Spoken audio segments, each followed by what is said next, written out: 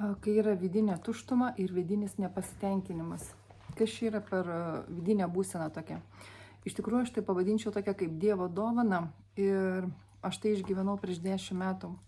Aš tarnavau bažnyčioje, turėjau tarnavimą, visą kitą ir atėjo tas momentas, kai viskas pasidarė absoliučiai tuščia, neįdomu, sausa, pasitenkinimo nenešė. Niekas absoliučiai nenešė pasitenkinimą, ką tik aš, ką aš bedaryčiau.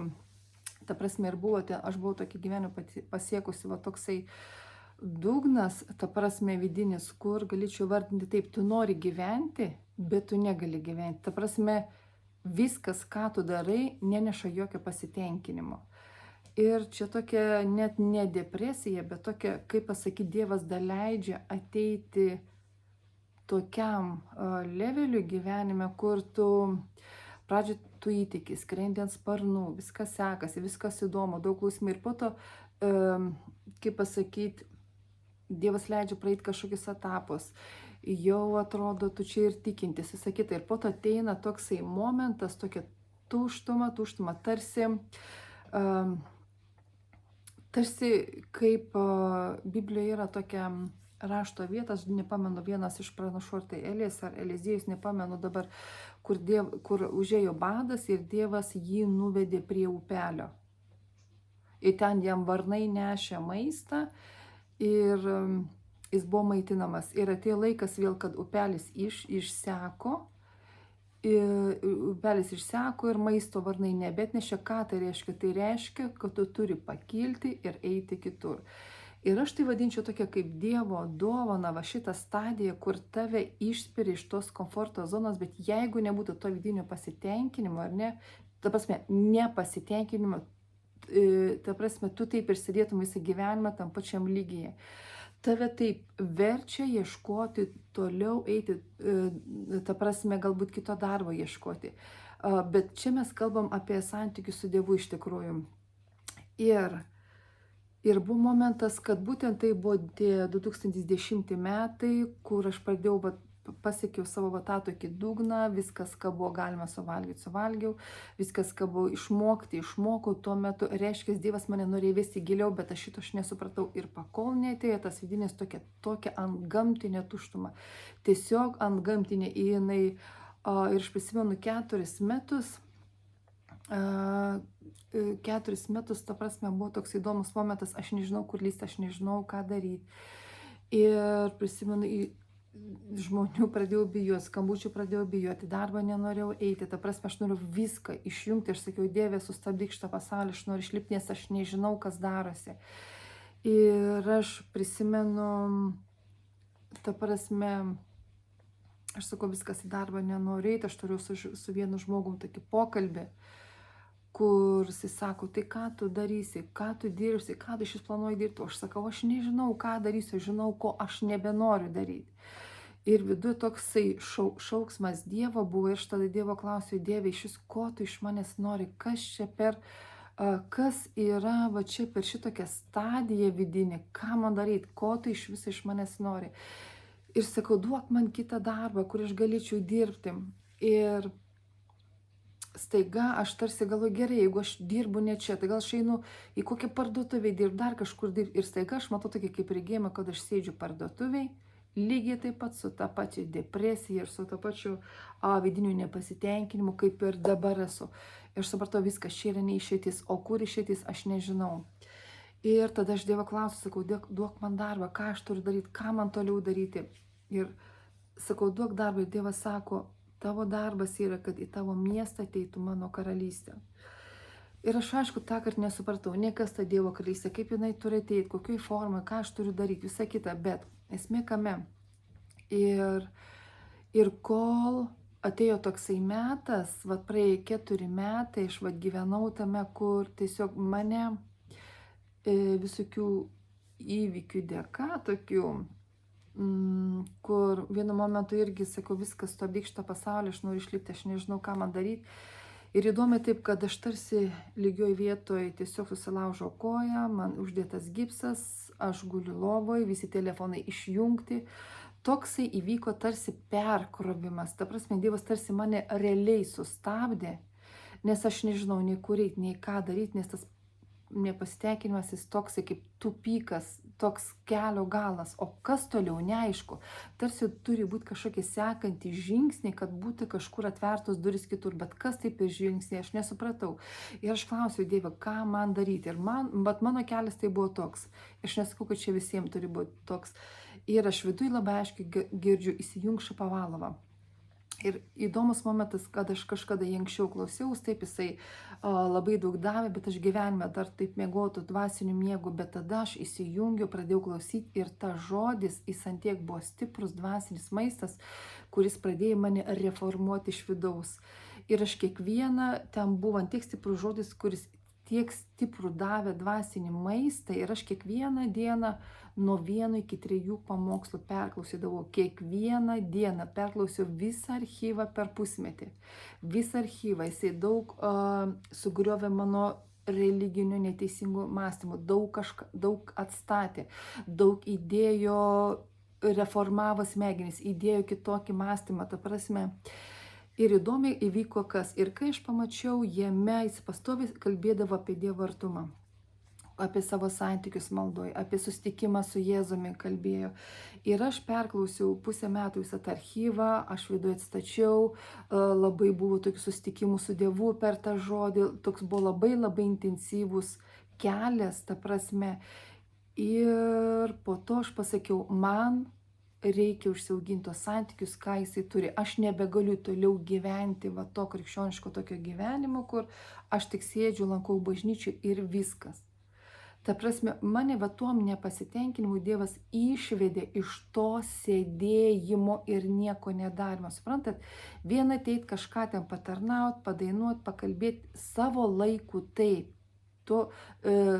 Savo laiku pradžioj man tai ėjo, bet po to, ta prasme, jau, kaip sakyt, kai tu užaugi, ar ne, tu negali visą gyvenimą eiti darželį ir į 1 klasę, tu turi eiti toliau.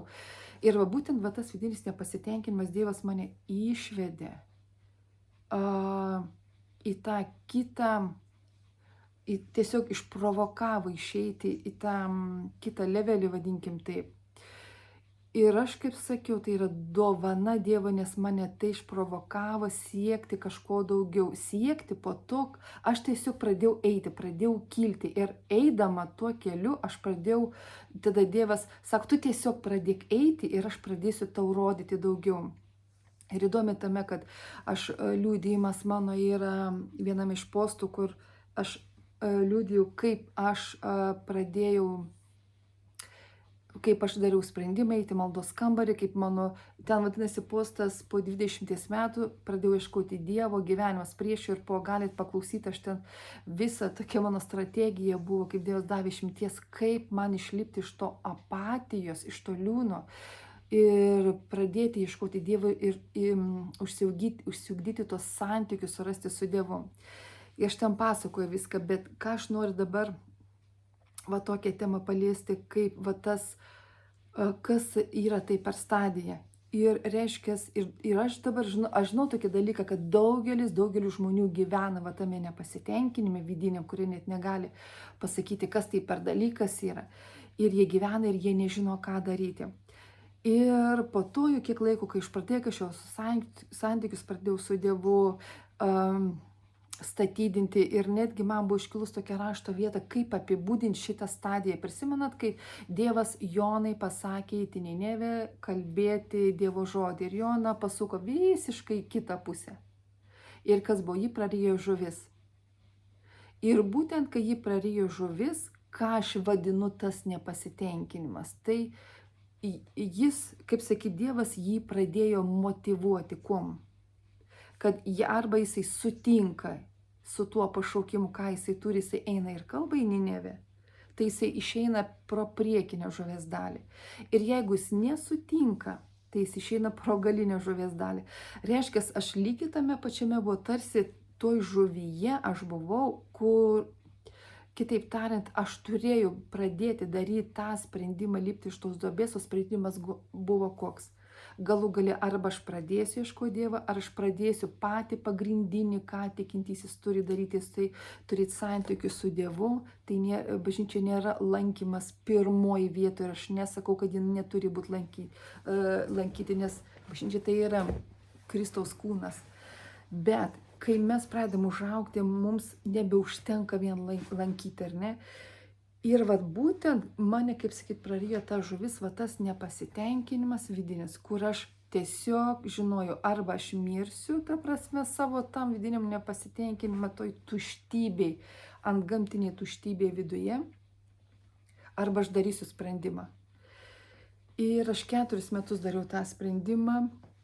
Aš 4 metus dariau ir aš tada Dievas tiesiog davė dar dėti žingsnius, tokia Dievo pagalba, kitaip tariant, va ta žuvis tai yra, vadinkim taip, motyvacija. Dievas niekada nieko neprivers daryti, Dievas neprivers žmogaus pamilti jį, nors jis myli ir nori, kad žmogaus, iš jo vaikų būtų atsakas, bet jis negali priversti to. Jis turi savo instrumentų, kaip motyvuoti mus. Ir aš skaitau, kad tai yra pagalba mums. Tai ir man buvo begalinė pagalba. Ir tada, vat būtent, ir aš dariau tą sprendimą, jūs galite paklausyti mano tą liudijimą, ir kaip keitėsi mano gyvenimas. Ir kaip aš pradėjau lipti iš duobės, kaip aš pradėjau mokėti kainą, ir ten atsivėrė visai kiti horizontai. Aš iš krikščioniškos religijos pradėjau pereiti į tą tikrąjį gyvąjį gyvenimą su Dievu, iš ko pasėkoje pradėjo išplaukti visi kiti dalykai. Pradėjo išplaukti taip, kad aš pradėjau jį girdėti, matyti, aš matyti regėjimus, ar ne, visų pirma atsirado meilė. Aš pradėjau jį mylėti, nes tu negali mylėti to, ko tu nematai, ko tu nepažįsti. Nu, čia yra nesąmonė, ne? Ir, ta prasme, po to pradėjo Dievas rodyti man savo širdį, pradėjo rodyti savo viziją, savo regiją. Ta prasme, kokia yra vizija bažnyčios, kokia vizija man yra duota, kokia iš viso vizija Kristaus kūnai. Ta prasme, daug pasėkoje to pradėjo Dievas rodyti ir jis tarsi pakėlė mane kitą poziciją, kitą levelį, praplėtė regėjimą, suvokimą, davė pažinimo, apreiškimus gilius, davė, ta prasme, aš iš tikinčio pasidariau tas, kuris pažįsta Dievą ir kuris pradėjo eiti tuo gyvų keliu, bet būtent tai prasidėjo nuo to vidinio nepasitikėjimo. Ta prasme, to vidinio nepasitenkinimo. Žinau, kad daug žmonių gyvena, galbūt ir tarnauja, ir turi kažkokią poziciją, ir stovi ant scenos, bet viduj yra tas kirbėjimas to vidinio nepasitenkinimo, kad kažkas yra ne taip, kažko reikia daugiau, bet nežino ko. Tai vat aš pasakysiu taip. Niekas tau nepadės, nei naujas darbas, nei nauja mašina, nei naujas namas, nei kažkoks naujas daiktas nupirktas. Tai duoda labai trumpam, to tokio numalšina tą skausmą. Labai trumpam. Bet būtent tai eina kalba apie tuos kertinius žmonės tikėjimo, ne, kur Dievas turi jiem ypatingą kelią, bet jis negali duoti tų naujų dalykų, kol jie yra tame, vadinkim, arba religiniam, senam mąstymė, senam kažkokiam formatė tikėjimo. Ta prasme, jis įsivaizduoja, ir Dievas man vieną iš pirmų, ką jis pradėjo kalbėti, kai aš pradėjau girdėti, sako, aš darau viską naują ir ne taip, kaip tu supranti. Ir realiai, kad Dievas duotų viską naują, turi išeiti iš seno. Tu turi paklūsti ir padaryti viduje tą sprendimą. Aš noriu surasti Dievą, susitikti su juo, pamilti jį. Motyvas pirmas yra tik tai toks. Ieškoti jį, surasti ir pamilti. Vienintelis yra motyvas, pasėkoje to visa kita išplaukia. Suprantat?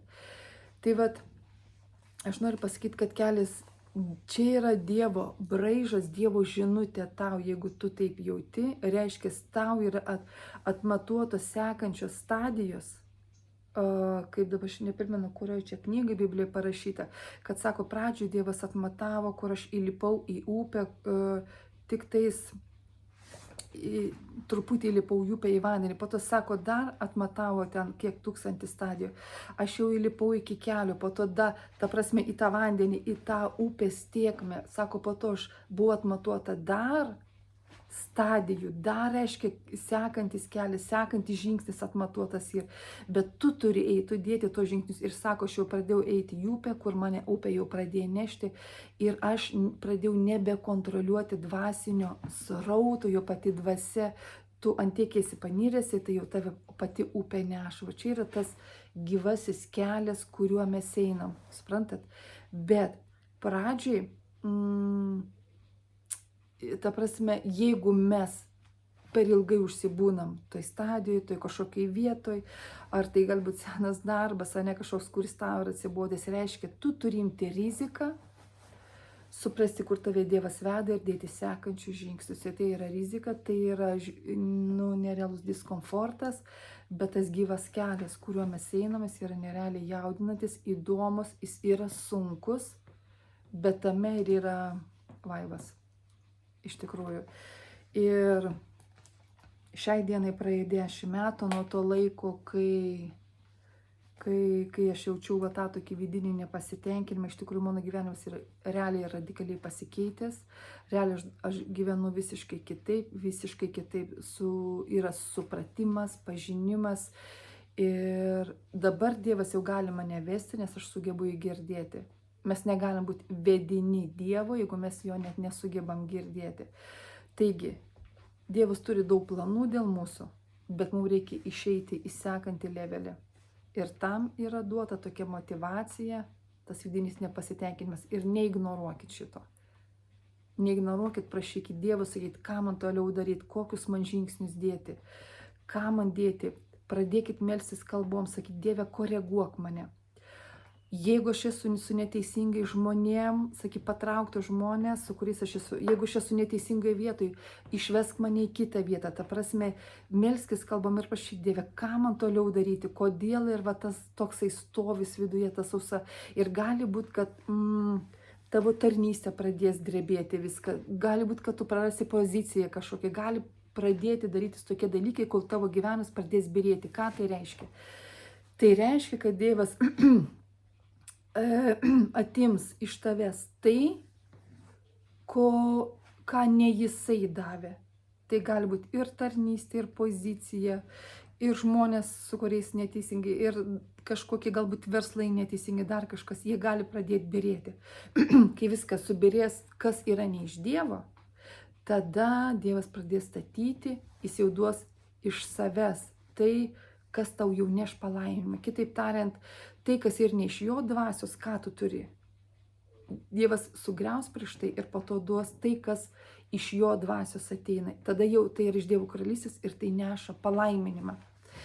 Taigi nebijokit prašyti, melstis, kad Dievas koreguotų, vestų į naują lygį, nes visas gyvenimas yra tikėjimas, tai yra tik ėjimas į priekį.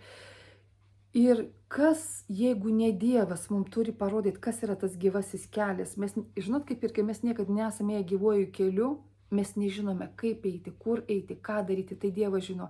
Todėl reikia stebėti ženklus, vienas iš ženklų tas ir vidinis nepasitikėjimas, vienas iš ženklų, kad mes einam kažkur ne ten, arba mes sustojam ir nebeinam ir pradedam darytis tokia kaip kūdra žalia. Suprantat?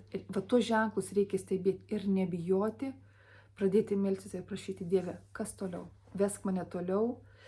Ir reikia viduj turėti tokį nusistatymą, kad kas bebūtų, kuris bevestų, aš einu ir aš pasitikiu juo. Tai va sėkmės tame.